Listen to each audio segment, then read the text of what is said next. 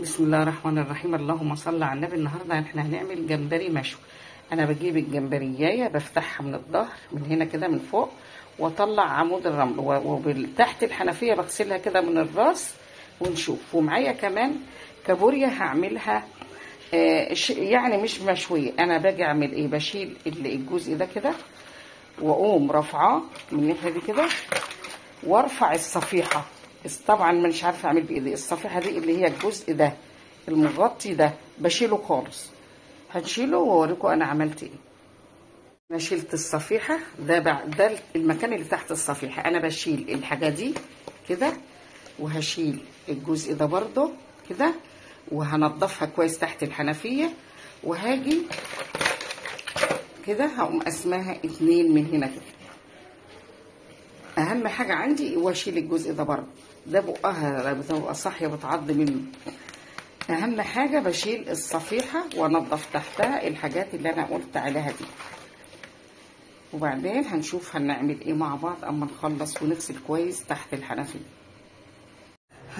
معايا توم ومعايا شويه بقدونس هطحنهم مع بعض وهحط عليهم معايا ليمون وخل وبهارات روبيان اللي هو الجمبري يعني وملح وفلفل. هخلط ده كله على بعضه ونشوف هنعمل ايه. ضربته زودت عليه معلقه كزبره صغيره ومعلقه كمون. هقلب كله على بعضه وهنتبل بقى مع بعض الجمبري والكابوريا. معايا التتبيله اللي احنا عملناها مع بعض بقدونس وثوم. ده الروبيان هحط كده بس هجيب معاه معلقه زيت زيتون وهنا او معلقتين وهنا هحط على الكابوريا وهقلبها كويس. طبعا انا عشان بصور هحط اكتر وهقلب وهسيبه في التتبيله قيمه نص ساعه ساعه على حسب ما اجي اشوي. بس انا هزود الروبيان بما انه هيتشوى. لا انا هطبخ الكابوريا بطريقه والجمبري بطريقه. انا هشوي الجمبري على الشوايه لكن ده عشان كده هحط معلقه زيت زيتون هقلبها عليه. انا معايا بصلتين كبار هشوحهم لحد ما يدبلوا ومعايا كابوريا متبله ومعايا طماطميتين وفلفلتين وهقطع عود بقدونس كده يعني ربع حزمه بس الاخر لان الكميه معايا مش كبيره. لحد ما البصله تدبل هحط الكابوريا تاخد تشويحه معاها وبعدين احط الفلفل والطماطم. هنشوف مع بعض بس هديها فرصه ايه.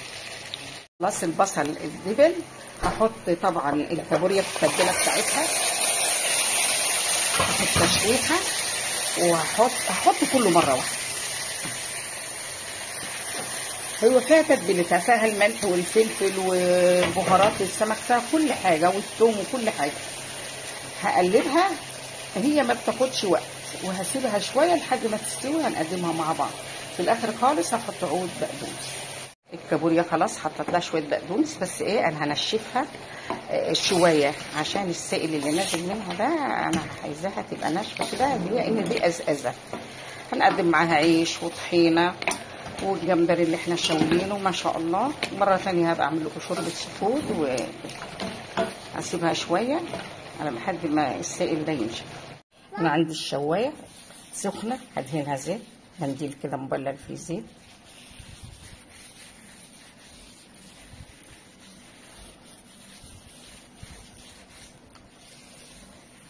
معايا الجمبري حطيته في عصيان الشيش طاووق اهي.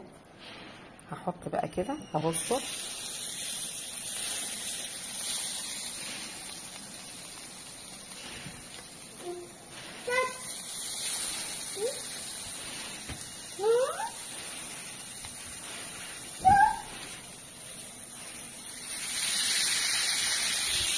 وهنتابع بقى ونقلب لحد ما يستوي معايا.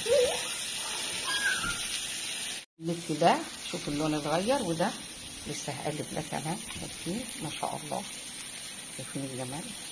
وده هو الجمبري ما بياخدش ما تخليش عليا روحي. الجمبري ما بياخدش وقت. خلاص ما شاء الله خلص معايا من ناحيه المشوي وجميل ما شاء الله على الريحه والطعم. جربوا الطريقه دي. هحط كده في الطبق وهحط الدور التاني. هخلص كميتي ونقدمه مع بعض. ما شاء الله على الريحة كده جميلة جميلة، والطعم جميل.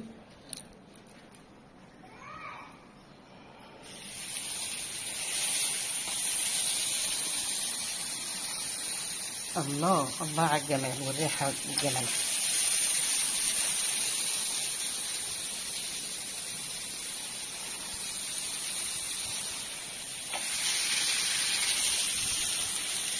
هنغطي عليه على ما يستوي من الناحية دي وبعدين نقلب. ما شاء الله شايفين معايا ده طبق الكابوريا ما شاء الله. جربوا الطريقة على الريحة والطعم وده الجمبري المشوي ما شاء الله لا قوة إلا بالله، وطحينة ونخلي ده على فكرة احنا عاملينه سوا.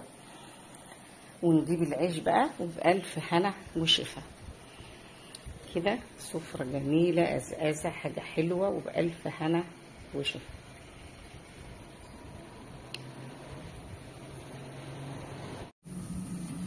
ما شاء الله على الجمال ما شاء الله. ألف هنا وشفا. ذوقوا جربوا قولوا لي ايه رأيكم. معاه طحينة معاه مخلل احنا عاملينه مع بعض كأنه معمول حالا اهو بألف هنا وشفا، ونقدم معاه عيش.